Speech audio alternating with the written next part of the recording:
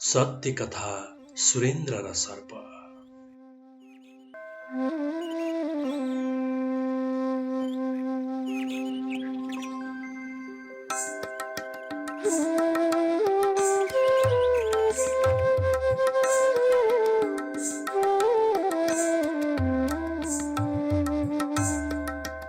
कुरा करिब 10 वर्ष अघिको।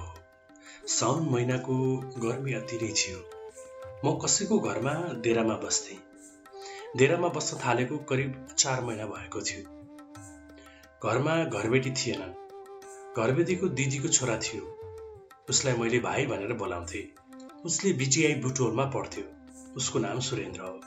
लोड सेडिङ थियो। गर्मीले गर्दा कोठामा सुत्न नसकिने भएकाले म छतमा सुतेको थिएँ। दिउँसोभरिको कामको थकाइले होला त्यो दिन अलि छिटो सुतेछु। साँझको 8 बजे म त भुसुक्कै निदाएछु। दाई सुरज दाई, मलाई त सर्पले टोक्यो। कता कता सपनामा जस्तो आवाज सुने। अनि म त फेरि निदाएछु। रातिको 11 बजेको थियो। फेरि आवाज गुन्जियो। दाई सुरज दाई, उठ्नुस् न, मलाई त सर्पले टोक्यो। मलाई टोकेको सर्प बाथरुम अगाडि नै छ। म जुरुक्क उठेँ। आँखा मिच्दै भने, के भयो भाइ? दाइ हेर्नुहोस् न, मलाई सर्पले टोक्यो भन्दै खुट्टामा घाउ देखायो। घाउभन्दा अलि माथि कपडाले बाँधेको थियो। मसँग 1000 रुपियाँ पनि थिएन। अनि मेरो मोबाइलमा त कहिले पनि ब्यालेन्स हुँदैन थियो। त्यो दिन पनि ब्यालेन्स थिएन। मेरो मन आत्तियो। के गर्ने, कसो गर्ने? अनि वरपर छिमेकीलाई बोलाए अनि सरसल्लाह गरे। हस्पिटल त लैजानु पर्यो। पल्लो घरको फौजाबालाई 5000 र मोटरसाइकल मागेर बुटोल लैजाने निधो गरे। साथमा तिलक दाइ र फौजाबालाई पनि आउन भने। सुरेन्द्र भाइलाई टोकेको सर्प पनि मारेका थियौँ। सुरेन्द्र भाइलाई बाइकको पछाडि राखेर सर्पलाई पोलिथिनको झोलामा पोको पारेर बुटोल हिँडे।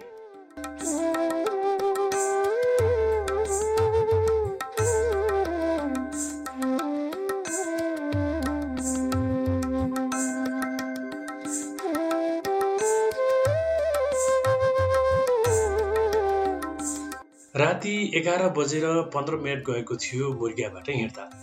90 को स्पिडमा हिँडेर 10 मिनटमा बुटोल पुग्यो। लुम्बिनी हस्पिटलमा लगे। ल सिस्टर, सर्पले टोकेको औषधि गर्नु पर्यो मैले भने। ओहो, एन्टिभेनम भ्याक्सिन त हामी कहाँ सकिएको छ। भैरवा भीम अस्पताल लैजानुस्, नर्सको प्रत्युत्तर थियो।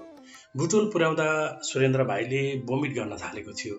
अनि सबैले भने छिटो गर्नुस्, ढिला नगर्नुस्। मैले सोचे अब बाइकमा लैजान सम्भव छैन। एम्बुलेन्स खोज्यौँ र फौजाबालाई सुरेन्द्र भाइसँग एम्बुलेन्समा पठायौँ। अनि बल्ल मेरो होस आयो कि घरबेटीलाई फोन गर्नु पर्थ्यो। मोबाइल रिचार्ज गरेर फोन गरेँ। हेलो आन्टी, म सुरज। सुरेन्द्र भाइलाई सर्पले टोक्यो। बुटोल ल्याएको हो, त्यहाँ औषधि सकिएको रहेछ, त्यसैले भैरवा लैजाँदैछौँ मैले भने। सुरेन्द्रलाई सर्पले टोक्यो? भैरवा लैजाँदैछौ रे? यस्तो घटना घट्दासम्म पनि मलाई थाहा छैन। मलाई नसोधे किन लग्यो? घरबेटीले भने। होइन आन्टी, दिमागले काम गरेन। अनि त के भो मैले भने।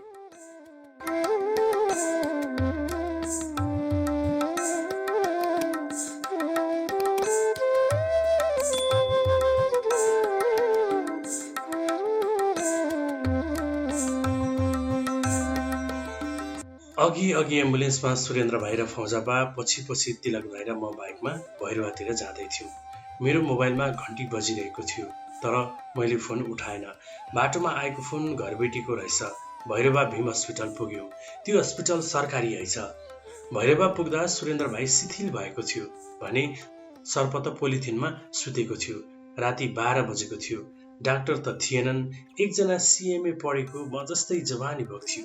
ऊ एक्लै थियो। रातिको बेला हामीले पनि सहयोग गर्यौँ। सुरेन्द्र भाइको उपचार गर्नतिर लाग्यौँ।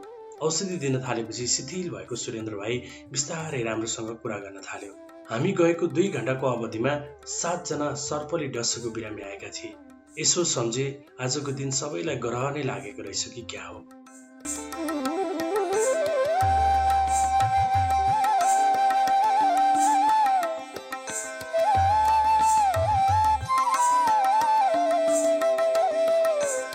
हेलो आन्टी, भाइको उपचार भइरहेको छ, तर औषधि यही हो, गोमन साँपले टोकेको हुनाले यसै भन्न सकिन्न भनेर भनेको छ। हजुर आउनुहोला, मैले भने। हुन्छ, हामी यहाँबाट भर्खरै हिँड्यौँ, प्रत्युत्तर आयो। सुरेन्द्र भाइले बिस्तारै कुरा गर्न थाल्यो। मैले मनमा नै सोच्दै थिएँ, हामीले जे गर्यौँ ठिक गर्यौँ। अरूले जे भने पनि सुरेन्द्र भाइ त बाँच्यो। यस्तै मनमा कुरा खेलाउँदै थिएँ। घरबेटी आन्टी आइपुगिन् र भने, मलाई एक कल फोन गर्न सकेनौ? मेरो घरमा यत्रो घटना घट्दा मलाई थाहा नहुने? यस्तो पनि हुन्छ? यस्तै बरबराउँदै थिइन्। म चुपचाप बसे मात्र हेरिरहेँ। अनि सुरेन्द्र भाइलाई अलि विषेक भएपछि अर्को बेडमा सार्ने कुरा आउँदै थियो।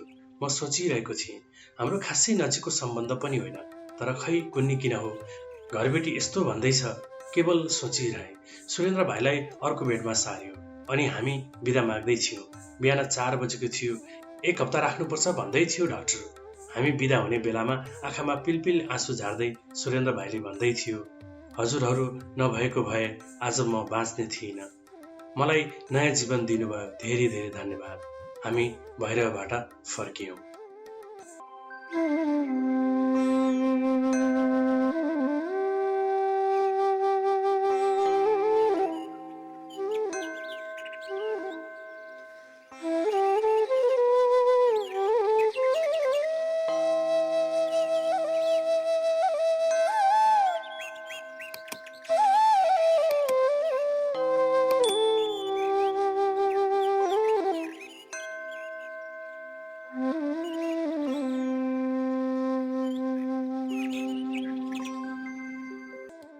बाटोमा आउँदै गर्दा सोचिरहेको थिएँ, घरबेटीको कुराले भन्दा पनि सुरेन्द्र भाइको कुराले हामीले गरेको कामको औचित्य रहेको महसुस गर्यो।